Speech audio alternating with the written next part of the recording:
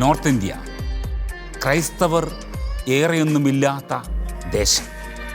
അത് അന്നും ഇന്നും അങ്ങനെ തന്നെയാണ്.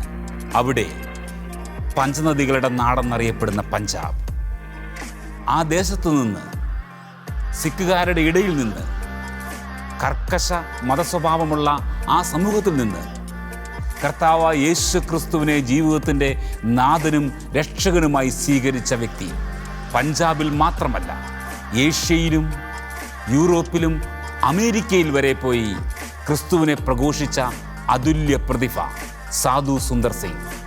അദ്ദേഹത്തെക്കുറിച്ചാണ് കണ്ണുനീരിൽ വിതച്ചവർ എന്ന പ്രോഗ്രാമിൻ്റെ ഈ എപ്പിസോഡിൽ നാം ശ്രവിക്കാൻ പോകുന്നത്.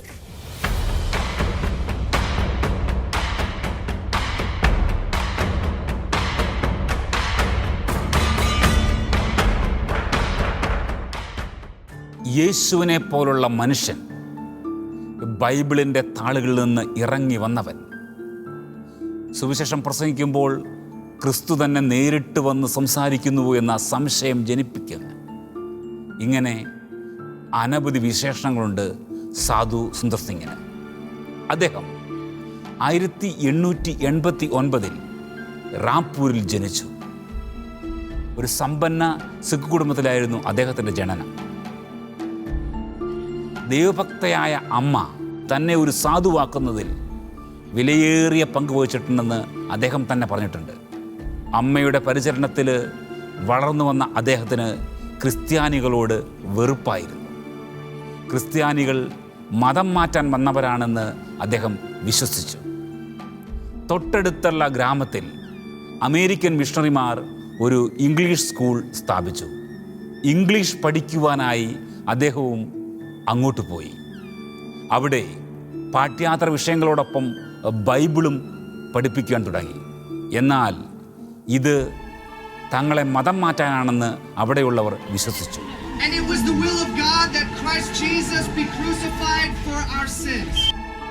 സാധു സുന്ദർ സിംഗും കൂട്ടുകാരും മിഷണറിമാരെ കളിയാക്കുകയും അവരെ ഉപദ്രവിക്കുകയും, എന്തിനേറെ പറയുന്നു, ഒരിക്കൽ ഒരു മിഷണറിയുടെ കയ്യിൽ നിന്ന് ഒരു ബൈബിൾ തട്ടിയെടുത്ത് അതിൻ്റെ പേജുകൾ ഓരോന്നോരോന്നായി വലിച്ചു കീറി അദ്ദേഹം അഗ്നിക്ക് ഇരയാക്കി. ഇങ്ങനെ ക്രിസ്തുവിനോട് മറുതലിച്ചു നിന്ന സാധു സുന്ദർ സിംഗിനെ 1-ാം നൂറ്റാണ്ടിൻ്റെ ആദ്യ പാദത്തിൽ പൗലോസിനെ സ്പർശിച്ചതുപോലെ തന്നെ ക്രിസ്തു 20-ാം നൂറ്റാണ്ടിൻ്റെ ആദ്യ പാദത്തിൽ ഈ വ്യക്തിയെയും സ്പർശിച്ചു. ഈ ബൈബിളിൻ്റെ താളുകൾ ചുട്ടരിച്ചതിന് ശേഷം, ഈ ബൈബിളിൻ്റെ താളുകൾ തീയിലിട്ട് കത്തിച്ചതിന് ശേഷം അദ്ദേഹത്തിൻ്റെ മനസ്സ് വളരെയേറെ അസ്വസ്ഥമായി. അതിന് കാരണങ്ങൾ മറ്റു പലതുമുണ്ടായിരുന്നു. അമ്മയും ഏറെ താമസിയാതെ ജ്യേഷ്ഠനും മരണപ്പെട്ടു. അവരുടെ വേർപാട് അദ്ദേഹത്തിൻ്റെ ഹൃദയത്തിൽ ദുസ്സഹമായ വേദന ഉളവാക്കി. അങ്ങനെ കഠിന മനോവേദനയിൽ കഴിഞ്ഞ അദ്ദേഹം ജീവൻ ഒടുക്കുവാൻ തീരുമാനിച്ചു.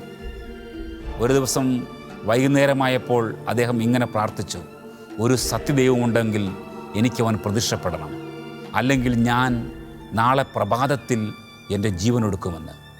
പിറ്റേന്ന് പ്രഭാതത്തിൽ റെയിൽ പാലത്തിൽ തലവെച്ച് ട്രെയിനിന് മുമ്പിൽ ചാടി മരിക്കാൻ അദ്ദേഹം നിശ്ചയിച്ചു. എന്നാൽ അന്ന് പുലർച്ചെ 4:30 യേശു ക്രിസ്തു അവൻ്റെ മുമ്പിൽ പ്രതിഷ്ഠനായി. യേശു അവനോട് ഇപ്രകാരം ചോദിച്ചു: നീ എന്തുകൊണ്ട് എന്നെ വിഷമിപ്പിക്കുന്നുവെന്ന്. ഇത് അദ്ദേഹത്തിൻ്റെ ഹൃദയത്തിൽ അഗ്നി കൊണ്ട് എഴുതിയതുപോലെ പതിഞ്ഞു. ആ ഒറ്റ ദർശനത്തിൽ സാധുവിൻ്റെ ഹൃദയം മാറി. അവനൊരു ക്രിസ്തു ഭക്തനായി മാറി. ഈ വിവരം വീട്ടിലറിഞ്ഞപ്പോൾ അവനെന്തോ മാനസികരോഗമായി എന്ന് പിതാവും ബാക്കിയുള്ളവരും വിശ്വസിച്ചു. എന്നാൽ ഇതുകൊണ്ടൊന്നും തൻ്റെ വിശ്വാസ ചൈതന്യത്തിൽ നിന്ന് പുറകോട്ട് പോകുവാൻ അദ്ദേഹം തയ്യാറായില്ല. ആദ്യകാലങ്ങളിൽ അദ്ദേഹത്തെ ഒരു പുറം ജാതിക്കാരനെ പോലെ ക്രിസ്തു വിശ്വാസത്തെ പ്രതി നാട്ടുകാരും വീട്ടുകാരും പരിഗണിച്ചു പോന്നു.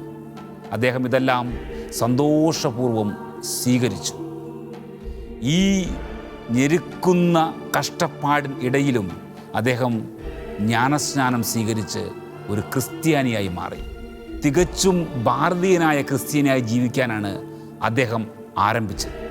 ഏറെ താമസിയാതെ അദ്ദേഹം ക്രിസ്തുവിനെക്കുറിച്ചുള്ള തൻ്റെ പ്രഘോഷണം ആരംഭിച്ചു. ആദ്യമായി അദ്ദേഹം ക്രിസ്തുവിനെ പ്രഘോഷിച്ചത് സ്വന്തം ഗ്രാമത്തിൽ തന്നെയാണ്. ഏതൊരു നാട്ടിൽ വെച്ച് ബൈബിൾ അഗ്നിക്കിരയാക്കിയോ അതേ നാട്ടിൽ തന്നെ അദ്ദേഹം തൻ്റെ പ്രഘോഷണം ആരംഭിച്ചു.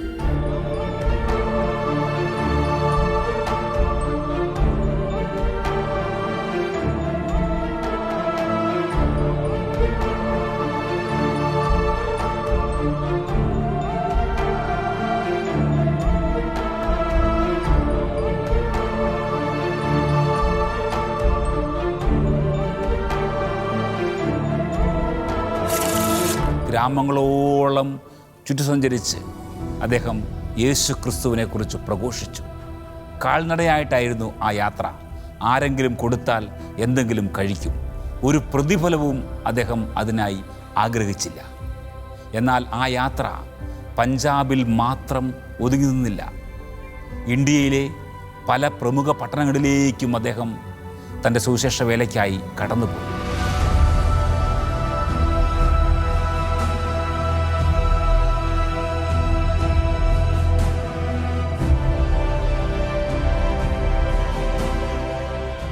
ഒരിക്കൽ കേരളത്തിൽ വന്ന അദ്ദേഹം ഇപ്രകാരം കേരള സഭയോട് പറഞ്ഞു: കേരള സഭ ഇന്ത്യൻ സഭയെ ക്രിസ്തുവിന് വേണ്ടി അടുപ്പിക്കാനായി വിളിക്കപ്പെട്ട സഭയാണ്. എന്നാൽ അന്തഛിദ്രവും ഭിന്നതയും ഇന്ന് കേരള സഭയെ കാലിന് മന്തു പിടിപ്പിച്ച ഒരു മനുഷ്യനെ പോലെയാക്കി മാറ്റിയിരിക്കുന്നു. നിങ്ങൾ ഇതിൽ നിന്ന് പുറത്തു കിടക്കണം. എന്നാൽ മാത്രമേ കർത്താവ് ഈ സഭയെ ഏൽപ്പിച്ച ദൗത്യം അതിന് പൂർത്തിയാക്കാൻ കഴിയൂ.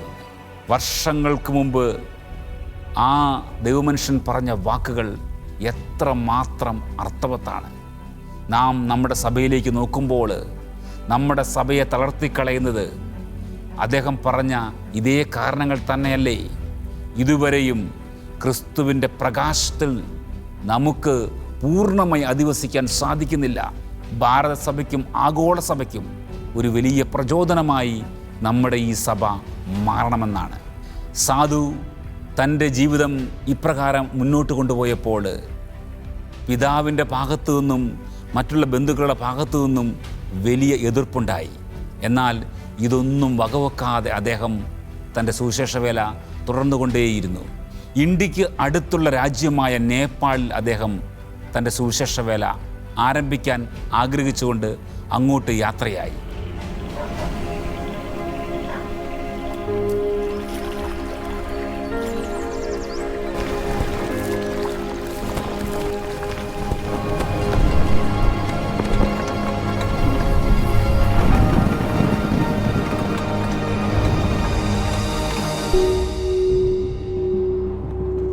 പല പ്രാവശ്യത്തെ പരിശ്രമത്തിന് ശേഷമാണ് അദ്ദേഹത്തിന് നേപ്പാളിൽ പ്രവേശിക്കാനായി സാധിച്ചത്. ഒരു അന്യമത പ്രചാരകനെ കണ്ടപ്പോൾ അവിടെയുള്ള അധികാരികൾ അദ്ദേഹത്തെ പിടിച്ച് ഒരു കരിമ്പടത്തിൽ കെട്ടി അതിർത്തിക്ക് അപ്പുറത്തേക്ക് എറിഞ്ഞുകളഞ്ഞു. എന്നാൽ യാദൃശ്ചികമായി ആ വഴി കടന്നുപോയ ഒരു വഴിപോക്കൻ കരിമ്പടത്തിനുള്ളിൽ ഒരു അനക്കം കണ്ട് അദ്ദേഹത്തെ സ്വതന്ത്രനാക്കി. വീണ്ടും അദ്ദേഹം നേപ്പാളിലെ ഗ്രാമങ്ങളിലേക്ക് കടന്നു വന്ന് തൻ്റെ സുവിശേഷവേല ആരംഭിച്ചു. ഇതിൽ കുപിതരായ പോലീസുകാർ അദ്ദേഹത്തെ പിടിച്ച് ജയിലിൽ കൊണ്ടുപോയി വിവസ്ത്രനാക്കി. കൈകളിൽ വിലങ്ങ് വെച്ച് അദ്ദേഹത്തെ ഒരു ആമത്തിൽ തളച്ച് രക്തദാഹികളായ കന്നട്ടകളെ അദ്ദേഹത്തിൻ്റെ ദേഹത്തേക്ക് കടത്തിവിട്ടു. ഈ കന്നട്ടകൾ അദ്ദേഹത്തിൻ്റെ രക്തം ഊറ്റി ഊറ്റി കുടിച്ചപ്പോൾ അദ്ദേഹം സ്തോത്രഗീതം ആലപിച്ച് ദൈവത്തെ ആരാധിച്ചു. ഇത് കേട്ട് മറ്റു തടവുകാർ അദ്ദേഹത്തിന് ചുറ്റും കൂടി. ഇത് തന്നെയാണ് സുവിശേഷം പ്രഘോഷിക്കാൻ പറ്റിയ അവസരം എന്ന് കണ്ട് അദ്ദേഹം ആ തടവുകാരോട് സുവിശേഷം പ്രഘോഷിച്ചു. ഇത് കണ്ട് അധികാരികൾ അസ്വസ്ഥരായി. അവർ അദ്ദേഹത്തെ അവിടെ നിന്ന് പറഞ്ഞു വിട്ടു. തൻ്റെ സുവിശേഷ വേലയ്ക്കായി അദ്ദേഹം നേപ്പാളിൽ മാത്രമല്ല Tibet, Ceylon, Burma, Singapore, Japan, China എന്നീ രാജ്യങ്ങളിലേക്ക് എല്ലാം യാത്രയായി. ഇതിൽ ടിബറ്റിലേക്കുള്ള യാത്ര വളരെ പ്രാധാന്യം അർഹിക്കുന്നതാണ്. മറ്റൊരു മതസ്ഥരെയും സ്വീകരിക്കാത്ത ടിബറ്റ്, ബുദ്ധമതക്കാരുടെ ഒരു കേന്ദ്രമായ ടിബറ്റ്, വളരെയേറെ കഷ്ടപ്പെട്ടാണ് സാധു സുന്ദർ സിംഗ് അങ്ങോട്ട് യാത്രയായത്.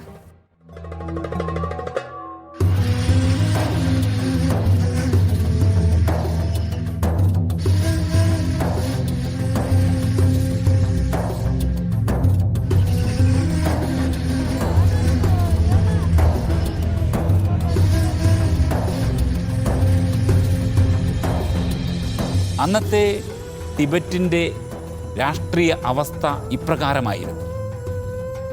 മറ്റു മതസ്ഥർക്കൊന്നും അവിടെ വലിയ സ്ഥാനമില്ലായിരുന്നു. എന്നാൽ സാധുവിൽ വിളങ്ങിയ ദൈവചൈതന്യം അവിടുത്തെ വ്യക്തികളുടെ ഹൃദയങ്ങളെ തുറന്നു. അവർക്ക് വലിയൊരു പ്രകാശം അനുഭവപ്പെട്ടു. അവർ ഇങ്ങനെ പറഞ്ഞു: വളരെ വ്യത്യസ്തമായ രീതിയിൽ സംസാരിക്കുന്ന ഒരു ക്രിസ്ത്യൻ മിഷണറിയെ ഞങ്ങളിന്ന് കണ്ടെത്തിയിരിക്കുന്നു.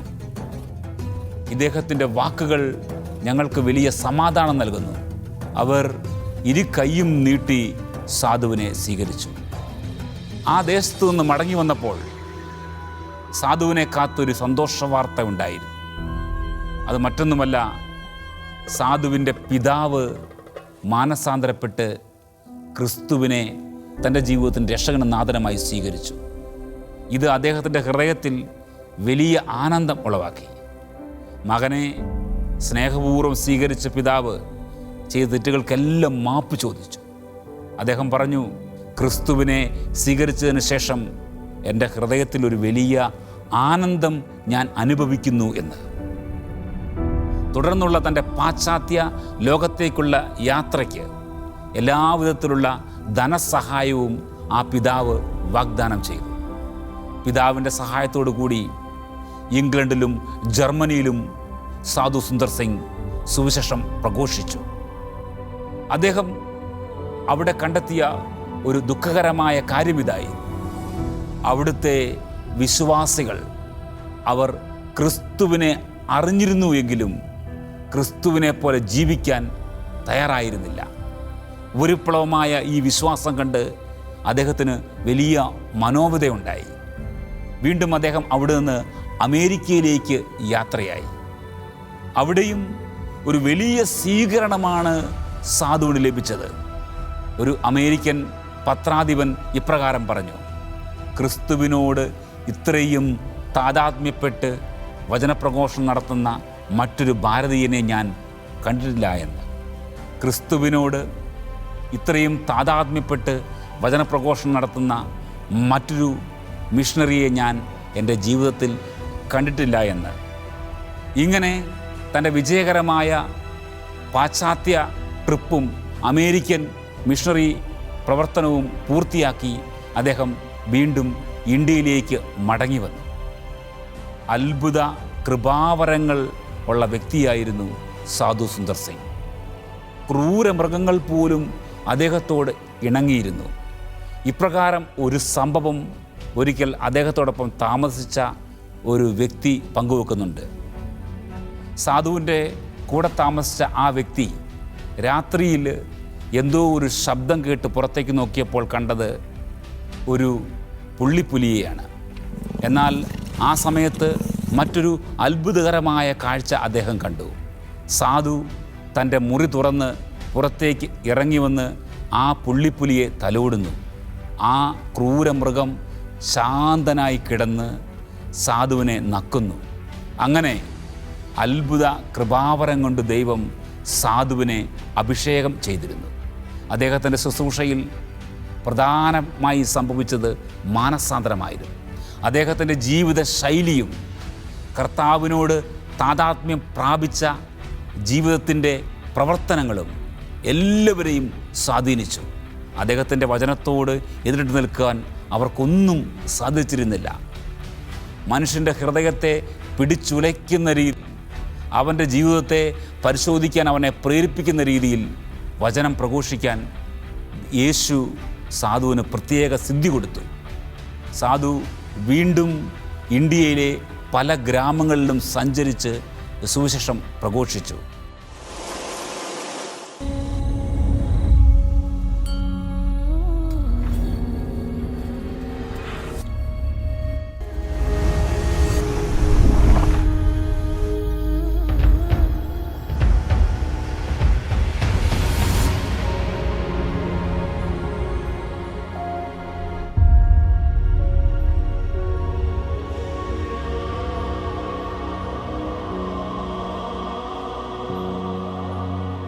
അദ്ദേഹത്തിൻ്റെ ജീവിതത്തിൽ ക്രിസ്തുവിനെ പ്രതി എല്ലാം ഉപേക്ഷിക്കുവാൻ തയ്യാറായിരുന്നു. തൻ്റെ ഏറ്റവും വലിയ ആനന്ദം ക്രിസ്തുവാണെന്ന് അദ്ദേഹം പലവട്ടം പറഞ്ഞിരുന്നു. വീണ്ടും ടിബറ്റിലേക്ക് അദ്ദേഹം ഒരു യാത്ര കൂടി നടത്തി. ഇപ്രാവശ്യത്തെ യാത്രയിൽ ഒരുപാട് വ്യക്തികളെ ക്രിസ്തുവിലേക്ക് അടുപ്പിക്കുവാൻ ആ വ്യക്തിക്ക് സാധിച്ചു. സാധു സുന്ദർ സിംഗ് ഭാരതീയനായി തന്നെ സുവിശേഷം പ്രഘോഷിച്ചു. അദ്ദേഹം എവിടെ പോയാലും ഒരു ഭാരതീയനായിരുന്നു. തൻ്റെ വേഷഭൂഷാദികളിലും ഭക്ഷണത്തിലും ജീവിതചര്യയിലും എല്ലാം അദ്ദേഹം ഒരു തികഞ്ഞ ഭാരതീയനായിരുന്നു. ഒപ്പം തന്നെ തൻ്റെ ഗുരുവായ യേശു ക്രിസ്തുവിനെ പിന്തുടർന്ന് ഒരു പ്രതിഫലവും ആഗ്രഹിക്കാതെ, ഒരു സംഘടനയിലും ചേരാതെ, ഒരു ശമ്പളവും പറ്റാതെ, ആരെങ്കിലും എന്തെങ്കിലും കൊടുത്താൽ അത് കഴിച്ച് കിട്ടുന്ന സ്ഥലങ്ങളിൽ ഉറങ്ങി യേശുവിനെ കൊടുക്കുവാൻ നിസ്വാർത്ഥപരമായൊരു ജീവിതമാണ് അദ്ദേഹം നയിച്ചത്. 1929 വീണ്ടും ക്രിസ്തുവിനെ കൊടുക്കാനായി ടിബറ്റിലേക്ക് പോയ സാധു സുന്ദർ സിംഗ് പിന്നീട് മടങ്ങി വന്നില്ല. അദ്ദേഹത്തിന് എന്താണ് സംഭവിച്ചതെന്ന് ആർക്കും കൃത്യമായി അറിയില്ല. ഒരുപക്ഷേ അദ്ദേഹം യാത്രയിൽ മരണപ്പെട്ടിട്ടുണ്ടാകാം, അല്ലെങ്കിൽ അദ്ദേഹം ഏറ്റവും ആഗ്രഹിച്ചതുപോലെ കർത്താവിന് വേണ്ടി ഒരു രക്തസാക്ഷിയായി മാറിയിട്ടുണ്ടാകാം. എന്തുമാകട്ടെ, അദ്ദേഹത്തിൻ്റെ ജീവിതം നമ്മുടെ ജീവിതങ്ങളെ കർത്താവിന് വേണ്ടി പൂർണ്ണമായി സമർപ്പിക്കുവാൻ ശക്തമായി പ്രേരിപ്പിക്കുന്നുണ്ട്. ക്രിസ്തുവിനെ പോലെ ജീവിക്കുവാൻ നമ്മുടെ ജീവിതം കണ്ട് അനവധി പേർ ക്രിസ്തുവിലേക്ക് കടന്നു വരുവാൻ അദ്ദേഹത്തിൻ്റെ ഈ ജീവിതം നമുക്കൊരു പ്രചോദന ശക്തിയായി മാറട്ടെ. അടുത്ത എപ്പിസോഡിൽ കർത്താവിന് വേണ്ടി തന്നെ സമർപ്പിച്ച മറ്റൊരു മിഷണറിയായി നമുക്ക് പരിചയപ്പെടാം. എല്ലാവർക്കും നന്ദി.